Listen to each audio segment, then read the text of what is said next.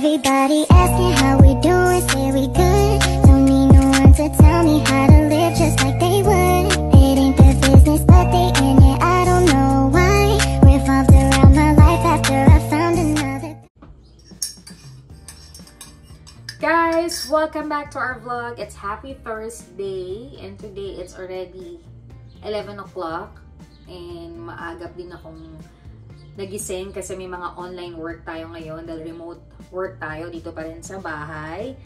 And today, nagpaalam ako na hanggang 12:30 to 1 lang ako mag-work kasi ito na yung pinakahihintay ko na nagka-match or na-arrange din namin yung oras namin magkita kami, magkumustahan kami on the past few months or not naman months, weeks na hindi talaga kami nagtatagpo sa dami rin namin ginagawa at busy talaga yan. Si BFF Rosa pag mga ganitong panahon, kasi nga dati naging boss ko siya, so alam ko yung company pag malapit na yung Thanksgiving, Christmas, New Year, ito yung pinaka-busy day na ang hirap magpaalam para magbakasyon. At yung day off na kukunin mo ay mas gusto mo magpahinga sa bahay at tapusin lahat ang dapat tapusin kasi pagbalik mo ng trabaho, busy na naman.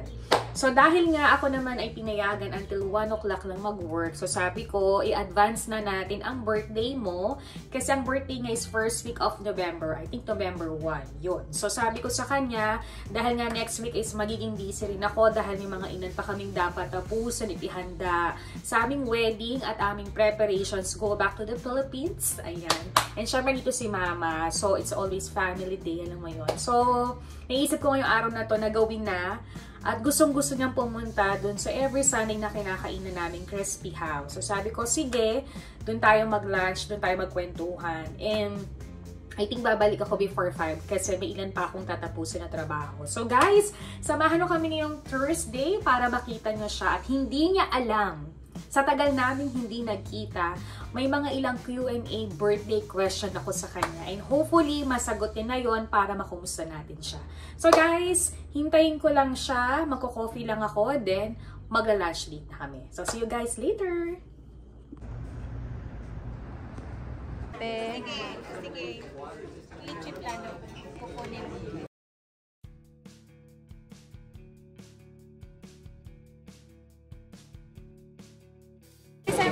Guys, BFF, alam mo dami nag-ano. Say hi. Almost 1 month. It's your birthday, right? It is my birthday. Napakaganda niya. Yung hair niya. Have a nice color. What year? It is mine. Pero nagpagupit niya. Oo, parang shaggy. Oo, ganda. So, nandito kami ngayon sa Crispy House. Anong food mo? Anong handa mo? Crispy pata and chop soy. And they have that chop. We have lechon lang. Yeah. Mamaya babalikan namin kayo. Bye! Oh, thank you!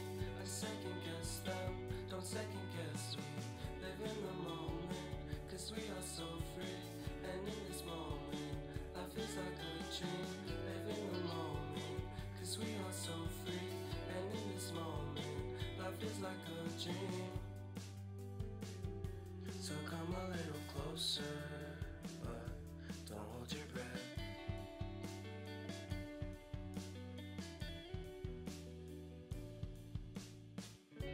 Silence in the background, violence in your eyes now. Remember that time you gave your heart to me. Remember that time when life was like a dream. You know what I know. You know what I know. I need to hold you close to me, to me, to me, to me, yeah.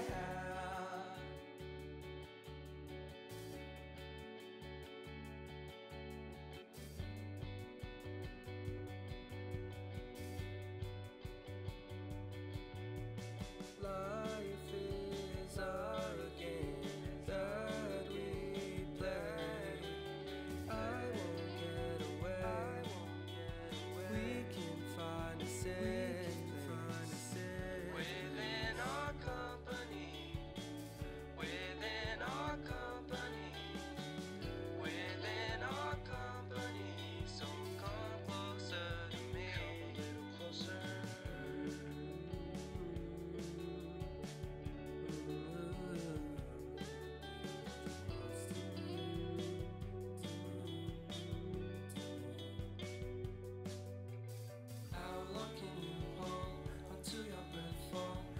too long now.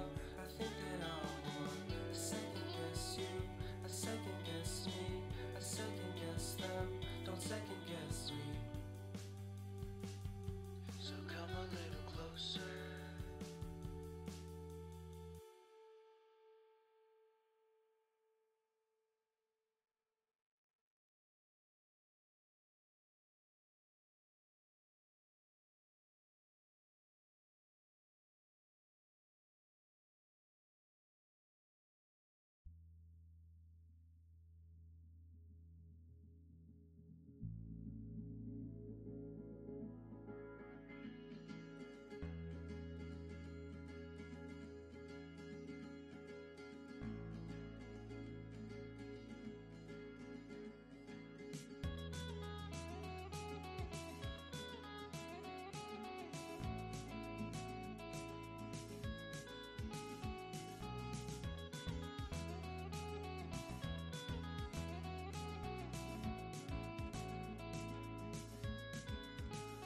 I need an intervention, divine intervention, you know. Only in my crucial moments do they pay attention carefully. The shadows of my past welcome me again with a smile. But something deep within, something new, lets me emerge from my cocoon.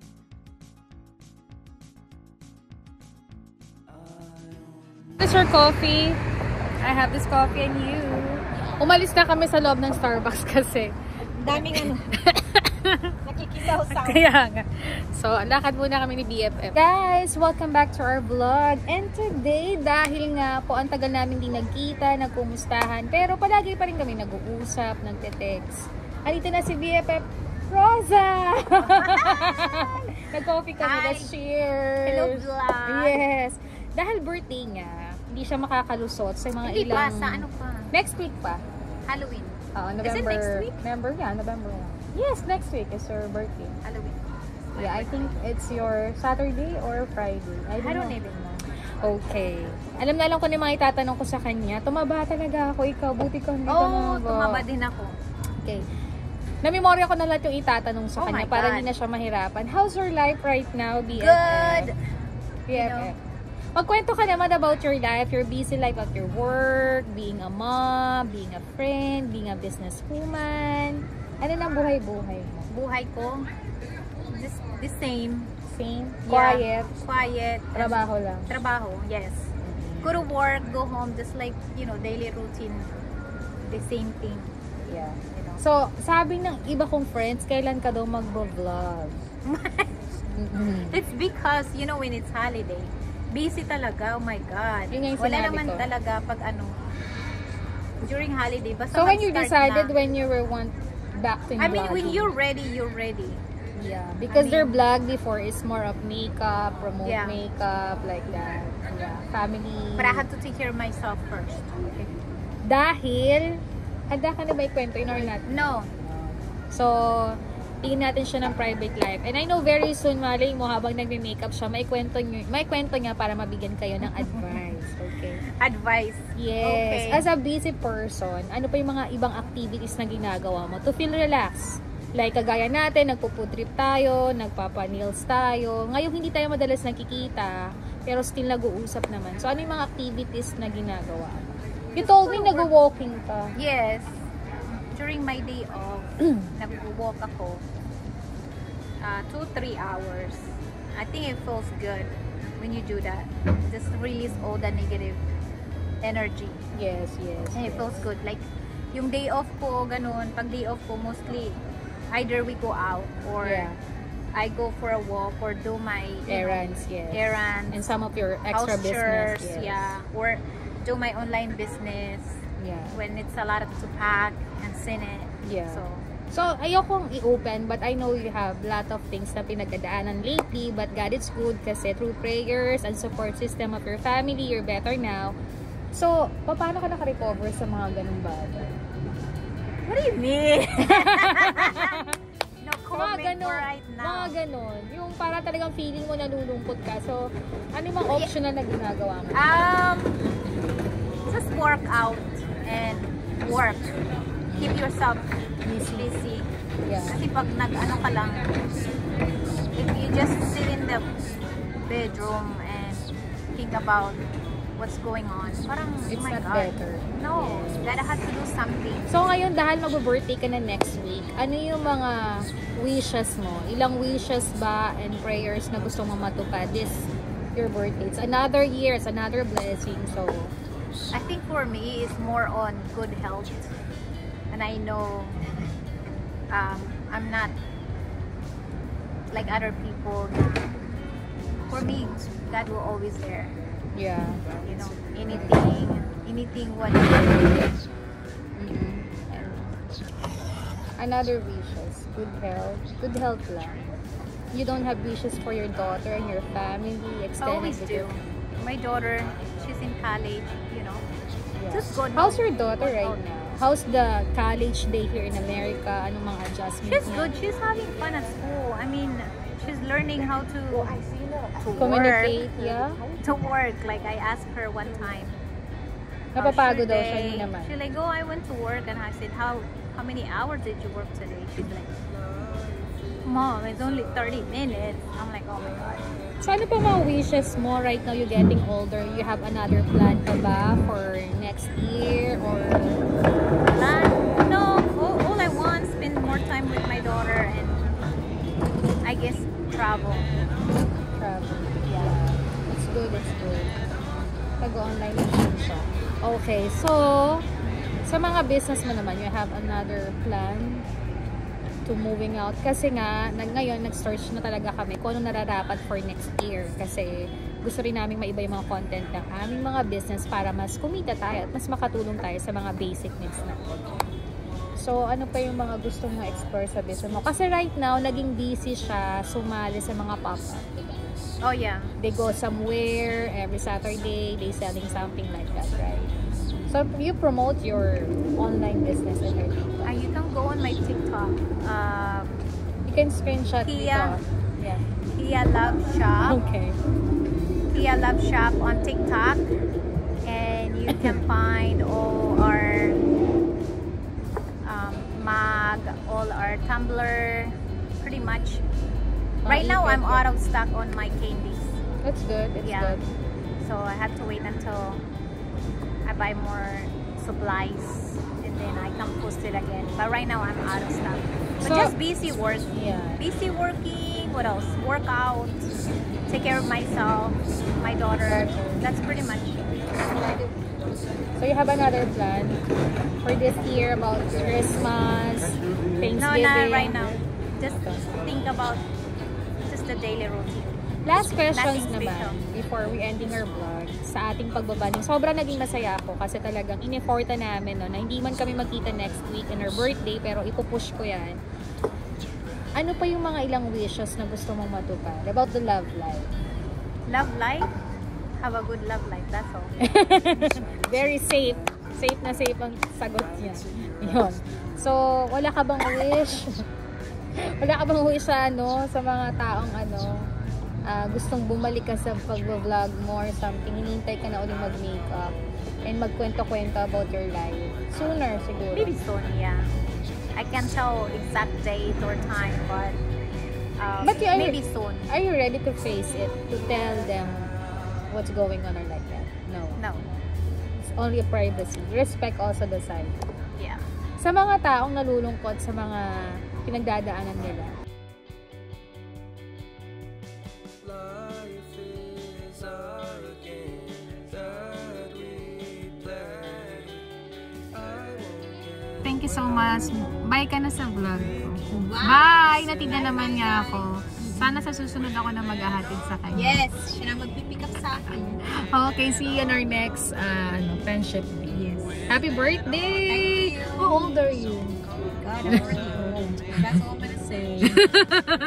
Guys, welcome back to our vlog! Ganito na ako sa bahay. Ako'y nagpe-prepare na ng aming dinner kasi palabas na sa office ang husband ko. Magluluto kami ng nilaga. Kaya dadaan siya sa grocery para bumili ng maraming patatas. Kasi talagang ang sarap na maraming gulay, refreshing. Kagaya kinain namin kanina kahit may crispy pata, mas madami pa kaming nakain na chop suey. Kasi nga talagang lady talaga, even though nakakakain ako talaga ng gulay, mas napaibig ako and good health talaga yun. So, ayan naman po, happy birthday, BFF Rosa. Wish ko sa'yo is good health, matupad lahat ng mga wish mo from busy work mo and yung pagiging mom niya. And sooner magba-vlog siya, babalik siya. And yung mga small business niya ay patuloy na mabless. And yung friendship namin, talagang nahugot na ng katibayan. Kahit ang dami namin na pagdaanan, talagang naayos naman ang lahat at masaya naman talaga kami. And syempre talagang pag busy talaga kayo, ay hindi mo naman kailangan always updated eh.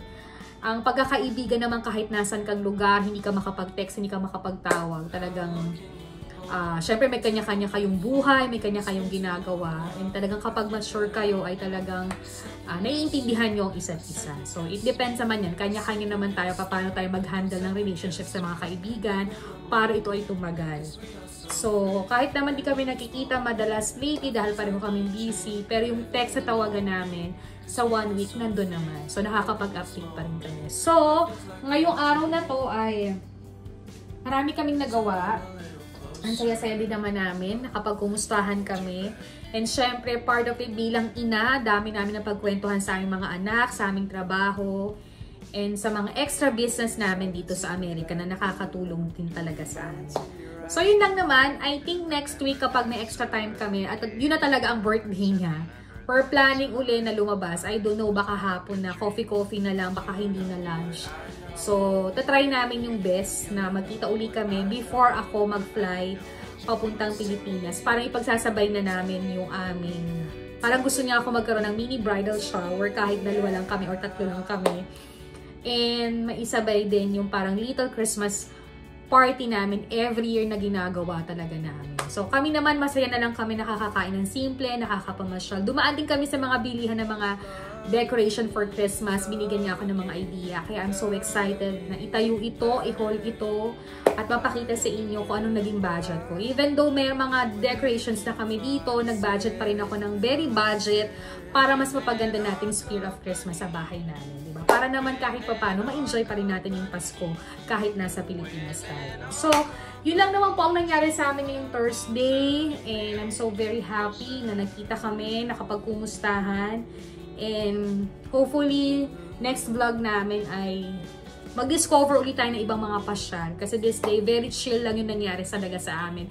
At naisingit pa rin namin yung mga ilang business namin. Kailangan na namin na i-push next year. Siyempre, maganda rin na kahit may work tayo, may mga extra income pa rin tayo. So guys, thank you for watching our vlog. Sana nag-enjoy po kayo kahit medyo hindi ka ganun ang vlog namin. Pero friendship day na naman ito, diba? So guys, thank you for watching my vlog. Don't forget to like, to share, to comment, and subscribe our channel. See you again in my next vlog. Bye!